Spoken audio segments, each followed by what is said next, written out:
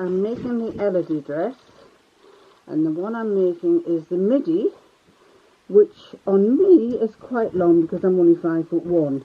I did put the pockets on, and even though I used the placement that they had, the pockets were down to my knees. So then I tried to raise the pockets, and I decided it didn't look right with pockets on, with patch pockets. So I took them off, and I've just left them as they are.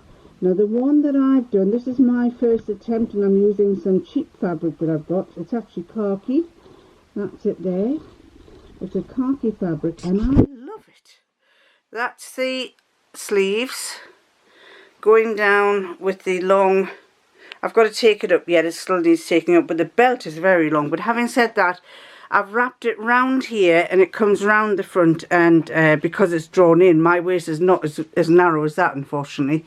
But that's it so far. I need to take the hem up, and I'm liking it. I'm liking it when I'm wearing it. Although it's just a first attempt, and the fabric is it's a bit like a soft denim, soft brushed cotton effect.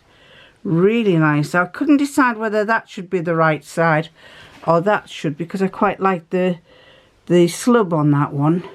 But this is obviously the right size, this here. But it's coming through grey on here, but it's actually like a greeny colour.